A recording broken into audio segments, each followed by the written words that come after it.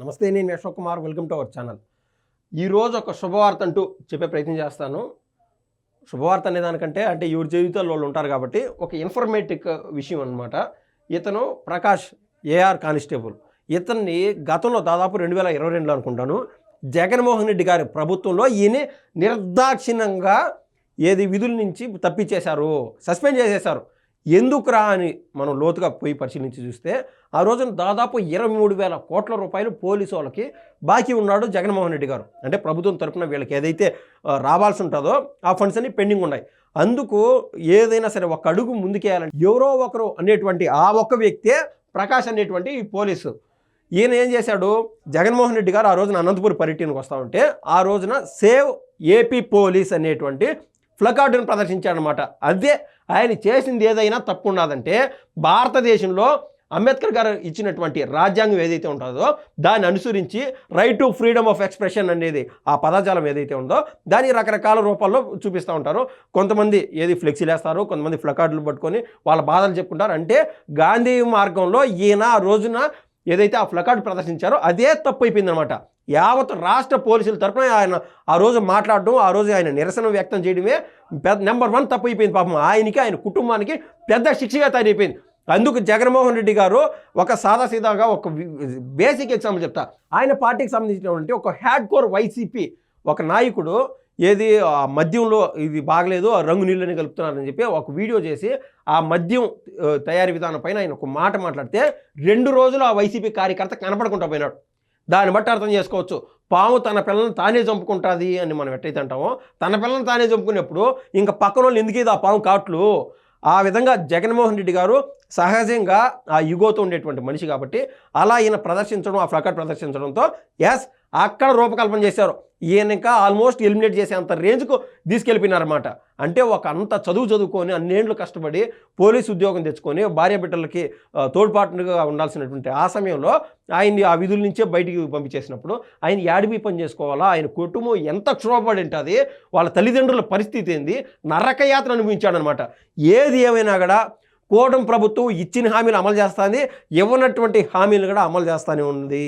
ఆ హామీలన్నిటి పక్కన పెడితే ఒక మంచి మనసుతో, ఒక సహృదయంతో మనసే కాదు మైండ్ కూడా ఉన్నది మా దగ్గర అన్నట్టు ఇటువంటి ఏదైతే సూక్ష్మమైనటువంటి విషయాలు ఉన్నాయో వాటిని కూడా పట్టించుకొని ఎప్పటికప్పుడు వాటిని సెటరైట్ చేసుకుంటూ ముందుకెళ్తుంది. ఏదో ఎన్నికల హామీల్లో భాగంగానో లేకుంటే నారా లోకేష్ గారి యోగాలం పాదయాత్రలో భాగంగా అక్కడ స్థానిక సమస్యలపైన మనం అడ్రస్ చేసామా, మనం వెళ్ళిపోయినామా అన్నిటి కాకుండా ఆయన రాసుకున్నటువంటి రెడ్ బుక్ ఏదైతే ఉండదో దాంట్లో ఈయన పేరు కూడా ఉంది. మీరు అనేటువంటి ఏదో వాళ్ళని అరెస్టులు చేయాలా, ఈయన అరెస్టులు చేయాలని కాదు. అలా అరెస్టులు చేయాల్సి వచ్చింటే ఈ కొడాలని ఎప్పుడు అరెస్ట్ అయ్యేవాడు, లేకుంటే రోజే ఎప్పుడు అరెస్ట్ అయ్యేది. అలా కాదు, చట్టం దాని పని చేసుకోబోతుంది. ఇలా ఎవరికి ఏ అన్యాయం జరిగింది, వాళ్ళకి మనం ఏ విధంగా ముందుకు తీసుకెళ్ళగలుగుతాము, వాళ్ళకి ఏ విధంగా సాయం చేయగలుగుతాము, వాళ్ళకి ఎటువంటి న్యాయం చేయగలుగుతామని చెప్పి నారా లోకేష్ గారు రాసుకున్నటువంటి ఆ రెడ్ బుక్ ఆధారంగా ఈయన తిరిగి ఆ ఉద్యోగంలో అంటూ జాయిన్ అయినాడనమాట. దానికి సంబంధించినటువంటి ఇన్ఫర్మేషన్ మన దగ్గర ఉంది. మళ్ళీ విధుల్లోకి ఏఆర్ కానిస్టేబుల్ ప్రకాష్ గత ప్రభుత్వ హయాంలో బకాయిలు అడిగినందుకు డిస్మిస్. ఇది ఆయనకు లభించినటువంటి అవార్డు ఆ రోజున వైసీపీ ప్రభుత్వంలో. అసలు ఏం జరిగింది, గత వైకాపా ప్రభుత్వంలో పోలీసులకు ఇవ్వాల్సినటువంటి బకాయిలు చెల్లించాలని కోరుతూ ఏఆర్ కానిస్టేబుల్ ప్రకాష్ ప్లకార్డు పట్టుకుని నిరసన తెలపడంతో డిస్మిస్ అయిపోయారు. ఇంకా నయం ఎట్నో ఈయన పాపమో ఈయన పరిస్థితి పడలా పాపం. డాక్టర్ సుధాకర్ గారి పరిస్థితి అంటూ ఆయనకి లభించలా, ఆడికి సేఫ్. కానీ ఏమి జరిగిందో కనుక మీరు చూస్తే ఒరే నాయన ఇంత ఈ రేంజ్లో చేశారా అంటే ఒక్కొక్కరి జీవితాల్లో అందరూ వచ్చి బయటికి చెప్పుకోలేకపోయినారు. జగన్మోహన్ రెడ్డి గారి ప్రభుత్వంలో ఈయన ఇంకా ఫైట్ చేసి ఇంకా బయటకు వచ్చి కన్నా చెప్పుకొని ఉంటే ఇంకా ఈ మనిషి గురించి మనం ఈరోజు మాట్లాడిన వాళ్ళమే కాదు, ఈయన పైన మాట్లాడాల్సిన మాటలన్నీ ఎప్పుడో అయిపోయినట్టు ఆ రకాన్ని జరిగిన పరిస్థితులు. ఏదేమైనా కూడా జరిగినటువంటి పరిస్థితులు చూడండి.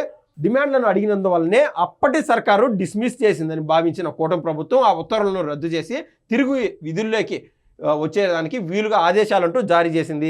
కానిస్టేబుల్ ప్రకాష్ సోమవారం అనంతపురం జిల్లా ఎస్పీ జగదీష్ వద్ద రిపోర్ట్ చేశారు. ఇంకా జాబ్కి వచ్చాను అన్నట్టు రిపోర్ట్ చేశారనమాట. డిస్మిస్ అయిన 3 నెలల కాలాన్ని విధుల్లో లేనట్లు పరిగణించి తిరిగి చేరడానికి ప్రభుత్వం అయితే అవకాశం కల్పించింది. నారా చంద్రబాబు నాయుడు గారు లేకుంటే నారా లోకేష్ గారు, కళ్యాణ్ గారు ఎవరు అనుకున్నా కూడా వీళ్ళు మా దగ్గర అధికారం ఉండదు కదా అని చెప్పి వీళ్ళకు వేరే రూట్లో డబ్బులు ఇవ్వాలంటే అది అవ్వదు. విధుల్లో చేర్చేదానికి ఆ 3 సంవత్సరాల 3 నెలల కాలాన్ని విధుల్లో లేనట్లుగా అంటే ఒక టర్మ్స్ అండ్ కండిషన్స్లో భాగంగా అది పరిగణించి మొత్తం మీద అయితే తిరిగి జాబ్లో జాయిన్ అయ్యేదానికి అవకాశం కల్పించారు.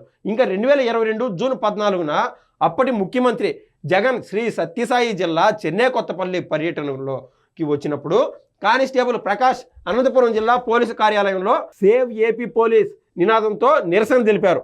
దాన్ని అప్పటి ప్రభుత్వం సీరియస్గా తీసుకునింది. ఇది జరిగినటువంటి వ్యవహారం.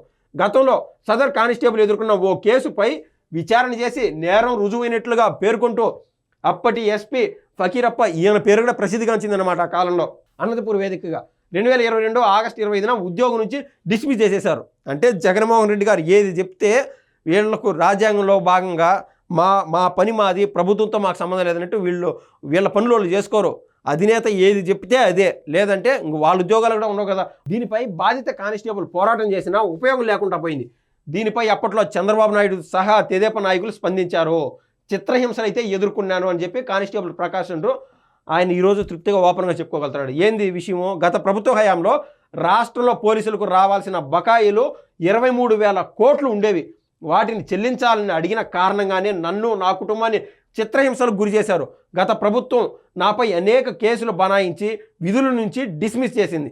ఇంకా చూడండి, ఒక్కసారిగా జగన్మోహన్ రెడ్డి గారి కన్నా పగబడితే ఆయన చెప్పినట్టు సప్త సముద్రాల ఆవతులనే లాక్కొనొచ్చు అన్నది ఇది అంటారు కదా, అట్టాడిది అసలే కోతి ఆపై కళ్ళు తాగింది, ఆ తర్వాత నిప్పుల్లో అడుగుపెట్టిందంట. ఇంకా చూడండి, అట్టే ఉంటుంది. జగన్మోహన్ రెడ్డి గారి కన్నా అధికారం కన్నా ఇస్తే కన్ఫామ్ ఇదే. ఆ లెక్కన ఈ శాంపుల్ సైజ్ ఎగ్జాంపుల్ ఏంటంటే ఈ ప్రకాష్ గారి పాపం వ్యవహారం, ఆ కానిస్టేబుల్ వ్యవహారము చూస్తే అర్థమవుతుంది ఏ రేంజ్ ఆయన పగబడితే ఏ రేంజ్లో ఉంటుందో అని. నా కుటుంబాన్ని చిత్రహింసలు గురి చేశారు. గత ప్రభుత్వం నాపై అనేక కేసులు బనాయించి విధుల నుంచి డిస్మిస్ చేసింది. నాకు సంబంధం లేని కేసులో 52 రోజుల పాటు జైలుకు పంపారు. ముఖ్యమంత్రి చంద్రబాబు, మంత్రి నారా లోకేష్ బాధను ఆలకించి ఉద్యోగాన్ని తిరిగి ఇప్పించారు. ఇందుకు మందకృష్ణ మాదిగ సహకరించారు. వారందరికీ కృతజ్ఞతలు. ఇందులో భాగంగా ఈ ప్రకాష్ అనేటువంటి వ్యక్తికి పెద్ద పెద్ద నాయకులు కూడా పాపం మందకృష్ణ మాదిగ గారు కావచ్చు, ఎప్పుడు ప్రజల కష్టాలు, ప్రజల బాధల గురించి బయటకు వచ్చి చెప్పేటువంటి వ్యక్తి, వాళ్ళ సాధక బాధకాల గురించి ప్రభుత్వం పైన పోరాడేటువంటి వ్యక్తి మందకృష్ణ మాదిగ గారు కూడా ఈయనకు మద్దతు తెలపడం జరిగింది. సో ఏది ఏమైనా కూడా ఆయన జీవితంలో ఆయనకి ఈరోజు స్వాతంత్రం వచ్చింది అనేది మనం చెప్పొచ్చు. ఎందుకంటే చావు తప్పి కన్ను లొట్టబడినట్టు ఇంక 150 మంది ఎమ్మెల్యేలు ఉన్నారు.